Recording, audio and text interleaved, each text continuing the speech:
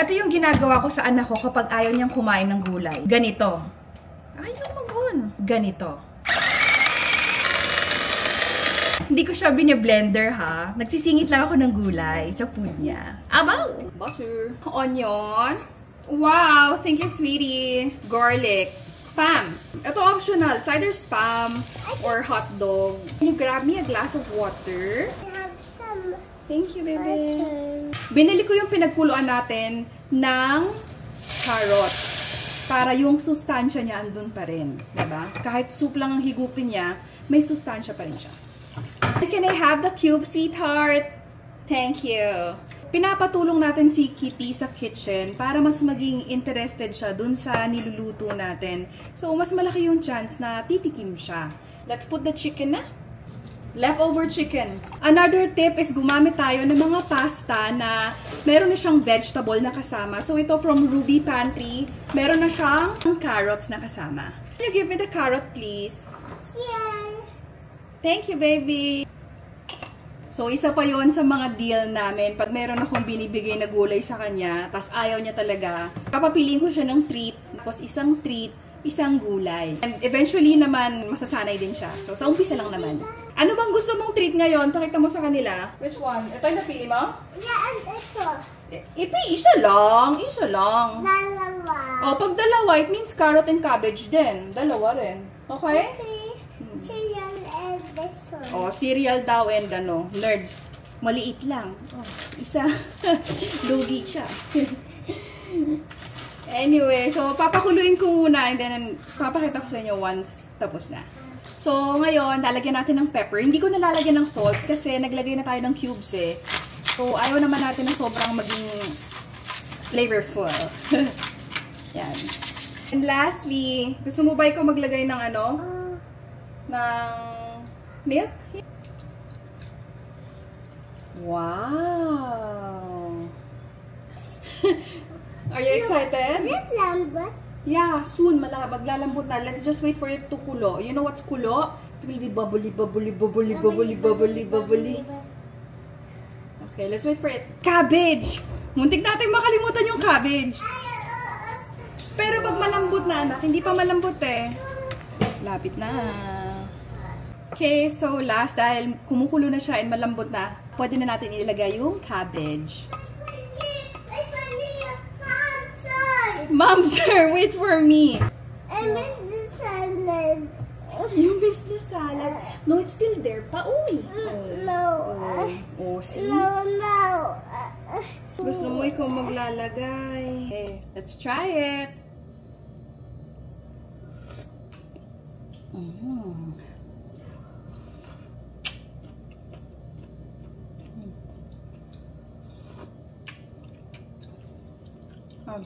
Try nyo na rin.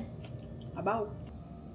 Bakit daw kinakamay ko lang ang food? Actually, nagtanong ako dun sa bento groups kung dapat ba nagka-gloves pag nagpe-prepare ng baon kasi bakit may magko-comment sa akin na huwag ko raw kamayin ng food kasi daw mapapanis daw. Almost 90% ang nagsabi, 99% siguro nagsabi na bare hands talaga dapat kasi pag nag-gloves ka, mas prone pa daw yon sa cross-contamination. Parang you're protecting your hands more than the food.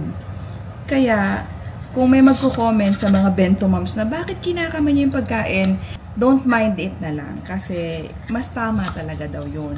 Make sure lang na you always wash your hands. Ako, every time na may bago kong hahawakang food, nagwa-wash talaga ako.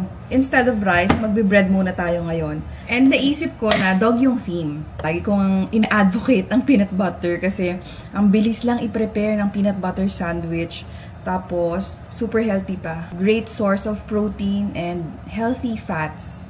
Yung pinaka-carbs niya is yung tinapay. Go glue. Buti na lang din, favorite siya ni Kitty. Win-win. Marami rin palang mga bata na may gusto raw ng peanut butter and apple. Nung nagmo-Montessori at home kami, yung first teacher ni Kitty, yun yung nagsabi na marami siyang estudyante na mahilig sa peanut butter and apples.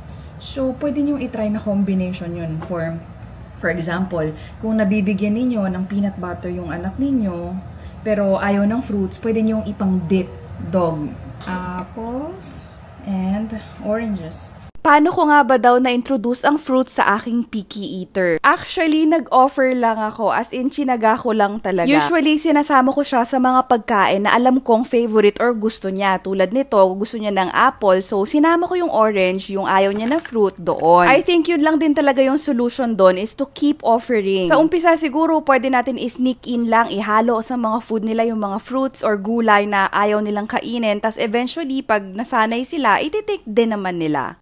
Anyway, ito nga pala yung baon natin for today. Paano nga ba daw nagawa itong monkey na sandwich? Using yung mga crust or dulo ng bread, nag-cut lang ako ng circle tapos kinat ko pa ulit na isang beses dun sa gitna. Wala tayong cutter, siguro bowl na lang tapos ikakat na lang natin ng knife. So before pala natin ipatong, lagyan natin ng spread para magdikit yung dalawang layers. After no, nag-slice lang ako ng banana tapos binawasan ko rin pala siya kasi mukha siyang bear kapag hindi. Abaw! Imbes din na nasa top, sa may side natin ilalagay. Para naman sa details ng face, gumamit ako ng cutter, although halfway na-realize ko na parang medyo maliit pala siya. Actually, it works naman kung orangutan yung ginagawa ninyo, pero kasi ginagawa natin monkey, kaya pinalitan ko ng bigger. Once na-finalize ko na yung pwesto, nilagyan ko na siya ulit ng chocolate na spread, tapos dinikit ko na siya dun sa mismong bread. Para sa details ng face, gumamit lang ako ng edible food pen. Nabili ko to sa parang bake shop online. Anyways, naglagay tayo ng 2 dot para sa nostrils. Tapos, nag-drawing din ako ng smile. Medyo hindi pa nga pantay. Abaw, dinlagay tayo ng eyes at saka ng lashes. Para cute. Did you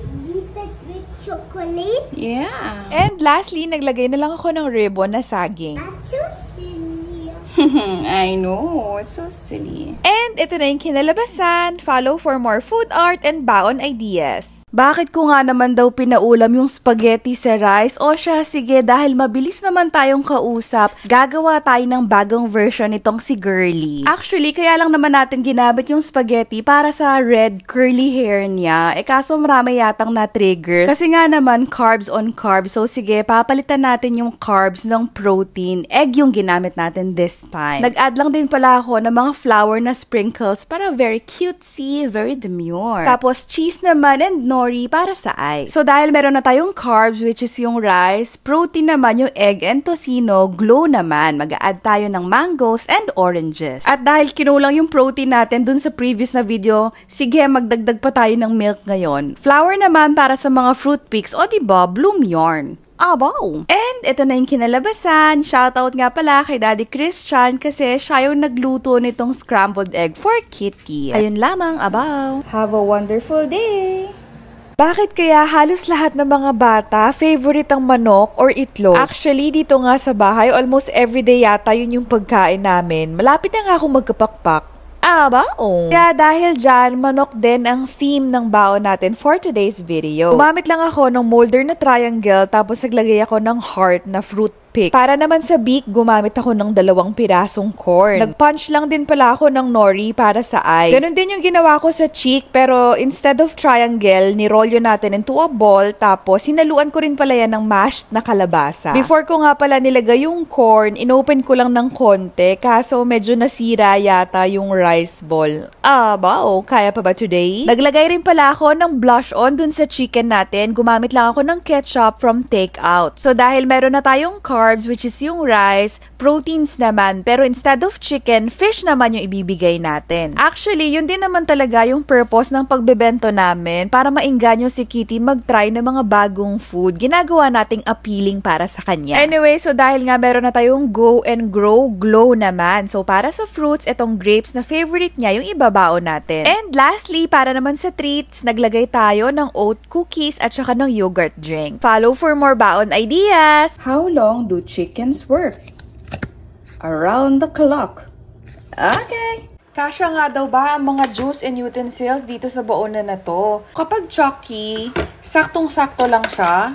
Tapos, nasasarado din yung baonan. Yan. Walang problema sa pag-close. Sa mga bigger naman na juices, like mga ganito, let's see. Sakto siya pag ganyan, pero hindi mo na siya ma-close eh. So, kailangan flat lang. Kailangan flat lang yung juice.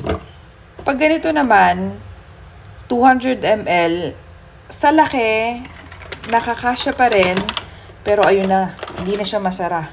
umaangat siya. So, ang perfect size is below 200 ml. Yung sa utensils naman, saktong-sakto siya pag mga ganyang kalaki utensils lang. Pero, hindi mo na kailangan ilagay doon kasi meron na talaga siyang compartment sa taas para sa mga utensils. Ayan. So, kung yung anak ninyo, half day lang yung pasok or 2 to 3 hours lang, perfect itong baonan na to. Marami na siyang compartment para sa snacks, fruits, konting meats, tapos pwede ring rice, and then sandwiches sa ilalim, pwede rin maglagay ng konting ulam, ganon. So, 100 plus lang pala to, guys. So, ito, purple ito, meron pang pink, meron din atang blue and green. Basta, ilalagay ko na lang siya sa yellow basket. Ayun lamang, aba!